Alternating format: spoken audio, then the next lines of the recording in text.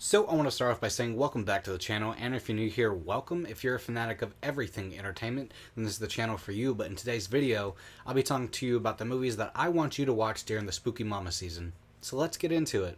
Which I did not coin the term Spooky Mama season, that just is something that 3C Films, he's one of my favorite channels to watch. I love watching his reviews and side flick episodes. Always a blast. He's like top 3, top 5 favorite film YouTubers, but either way, these are movies that I want you to watch, especially during this Halloween season since it is October.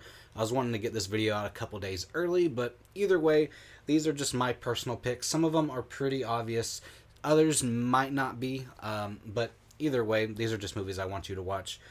First being, which is a movie that I'm not the biggest fan of, a lot of people are, but it's Henry Selick's The Nightmare Before Christmas. Yes, everyone thinks of it as Tim Burton's film, but this is honestly a movie that you can watch during Halloween and, like on the title says, Christmas. So this is just the perfect movie to watch all year round or on Halloween or Christmas. It's just one of those that gives off those very heavy fall vibes. On the back you even have like all these pumpkins included and everything. It's just the whole idea of this movie. I'm not the biggest fan, like I stated before. I give it like a 7 out of 10, but this is one that you definitely have to watch during the October season, the Spooky Mama season. Coming up is it's not a horror film, but it is a very good revenge movie, that being The Crow. This is one that a lot of people love. I like this a lot more than Nightmare Before Christmas. I give this like an 84%. I don't love it as much as other people do, but the vibe and aesthetic that this film gives off is magnificent. I always associate this movie with Halloween. That's because our lead characters die on Devil's Night, aka Halloween. So this movie takes place on Halloween, or at least part of it does. So like this is obvious choice for sure. Even though it's not a horror film, it does have horror vibes to it, I guess you could say. But it is a very good revenge tale nonetheless. Next up is a very good Halloween film, but the sequel to it has very heavy Thanksgiving vibes. This one is just perfect around the holidays, and that is The Addams Family. This looks great on 4K. I definitely recommend this 4K, and they have Addams Family Values coming out this month, later this month, or early next month, one of the two, which is perfect timing because, like I said, the second one is a very heavy Thanksgiving film. This one is just one that you could watch all year round, to be honest, but it's also one that just gives off very heavy Halloween vibes, and it's a really good film. If you haven't seen it, you need to. It's one of the best. It's like the most Tim Burton, non-Tim Burton film, if that makes sense. Next up, we have Creepshow, which is one that you can never go wrong with watching, like I said, all year round, but especially during the Halloween season, because this one, even though it has 4 or 5 different stories in it, because it is an anthology, all of them, especially the first one, give off very Halloween vibes, very Spooky Mama season vibes, because the lighting in here is fantastic. The use of neon colors. See, I have my blue lights, to the side of me, but the sequences throughout this movie and the comic book feel is just perfect for Halloween. Definitely watch Creepshow during this time of year, please. Now, the next one is the only black and white film on the list. I do need to see more, to be honest. But this is one that is cliche to watch on Halloween, but I don't care. That is Night of the Living Dead. And the reason why I put it on the list is because the first time I ever watched this movie was at a Halloween party. I only got to watch bits and pieces of it because, honestly, I was too scared to watch all the way through. And then it just so happens to turn out that the remake was my first zombie film I got to see in full.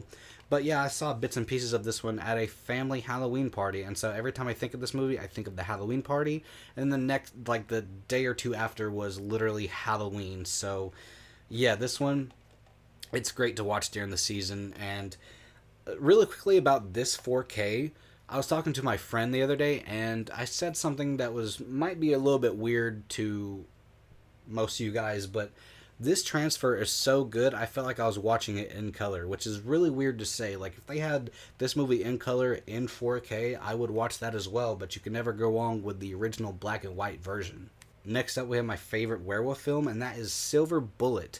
This is one that I literally watched every Halloween as a kid from the ages of like 8 to 15. Like, this movie was in constant rotation, even throughout the year, but I always make a point to watch my favorite werewolf film on Halloween, or at least during the season, because This one, while it doesn't take place on Halloween, it does have very strong fall, autumn vibes.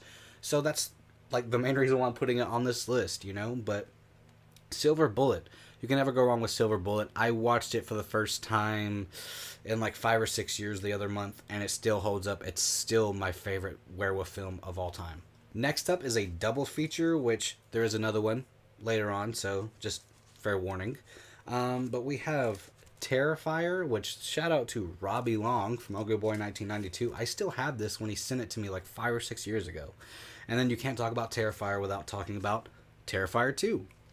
And it's funny that I'm talking about these movies because I'm wearing an Art the Clown Terrifier shirt, so can't wait for Terrifier 3. These are movies that I will be doing upcoming reviews for and semi-spoilers with how I feel about these films. First time I watched both of them, I was not the biggest fan, and then upon rewatch, a couple days ago, they're both pretty consistent in my opinion. They're both like 8 out of 10s for me. But these both literally take place on Halloween, just a year apart from each other, if I'm not mistaken. So, yeah, like, either way, both of them give off very strong Halloween vibes. And the fact that the third film is going to be a Christmas horror film, I cannot wait for that. But, yeah, this one has very heavy Halloween vibes, There's that bedroom scene beforehand that takes place where Allie, I think that's the character's name, she's giving out candy and everything, and that whole little bit was hilarious, especially afterwards as well, when the bedroom scene happens and Art's giving out candy in her mom's head. Crazy. But yeah, just both give off very strong Halloween vibes because one talks about a Halloween party and coming home from Halloween at the Halloween party. Second one shows like actual trick-or-treaters and the Halloween party, or a different Halloween party, and they had, of course, more of a budget, but either way, you can never go wrong with both Terrifier films. Next up is one that my wife picked because it's called Pumpkinhead. So, yeah, that's really funny. But I will give it to her because this one does give off very heavy fall and autumn vibes. Like, even the cover looks very fall and autumn. Just great for spooky mama season, to be honest. I don't know when this movie takes place, but the way that the leaves are falling off the trees, it just... It's a Halloween movie, okay? It's a spooky mama season movie, okay? Pumpkinhead, you can never go wrong with Pumpkinhead. Next up, we have an actual Tim Burton film, and that is Sleepy Hollow.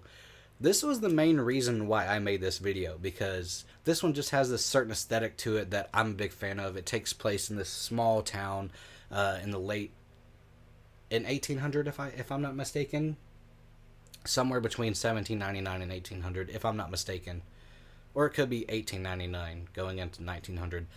Not entirely sure, but it takes place mostly in this little small town that's in the middle of nowhere, and all these all these woods are surrounding it, and the fog throughout, the leaves falling through the trees. I'm a big fan of this movie. This is one of my favorite Tim Burton films of all time, and it's a very strong contender for one of the best spooky mama season movies. Which the second to last choice I have is a movie that I haven't covered on the channel yet. I really do want to because it is a 2024 film. And I might cover it within the next year or two. I'm not entirely sure. Or I might just do it for Spooky Mama season. I'm not sure. But yeah, we have Late Night with the Devil. This movie does take place on Halloween of 77 or 78, maybe 76. Somewhere in there. But yeah, I got the Walmart exclusive steelbook. But this one, like, if it wasn't so gory towards the end, it didn't show as much as it did towards the end. This, it sort of makes me feel like this would actually happen on late night television. Like, the shit that goes down in here is too crazy to actually be, late night television, but I like the fact that it plays out as like a lost tape, I guess you could say. It's not the best. It's like a 7 out of 10, but it does have very strong Halloween vibes, and is why I'm putting it on the list. Which, even though I'm not a big fan of this upcoming series, my last two choices, it is a double feature, but you cannot talk about Halloween without talking about John Carpenter's Halloween, and then Halloween 2. Okay, this is a great double feature. They both take place in the same night, so once you finish this one, you have to start this one. The second one's actually my favorite in the franchise, but I haven't seen it in like 5 or 6 years, so I'm excited to watch these again. And honestly, Halloween 2018 is, a contender for a pretty good Halloween Spooky Mama season movie, because that one does take place on Halloween night as well, and it actually goes and shows you all the trick-or-treaters and things. But yeah, like I said, you can't talk about Halloween without talking about Halloween 1 and 2, because they take place on the same night, and they're a great continuation. You can watch one and just put in the second one, and it just feels like one big cohesive movie. So yeah, these are the movies that I want you to watch during the Spooky Mama season, you know? If you can't watch all of them, I totally get it, because unfortunately I'm not going to be able to watch a movie a night for the next however many days up until Halloween, because of my job, and I work 12, 13 hours, and I work an hour away, so I'm gone between 14 to 16 hours out of my day, and, whenever I get home, I do not want to watch a movie. I want to be in the best headspace possible and watch a movie on my day offs, or, watch a movie on a day that I work, but the next day I don't have to work. So yeah, there you have it. I want you to watch some of these movies. If you can't watch all of them, I totally get it. But pick out like 3 or 4 to watch during the Spooky Mama season. But with that being said, I just want to say thank you as always for watching my videos, and hope to see you in the next one.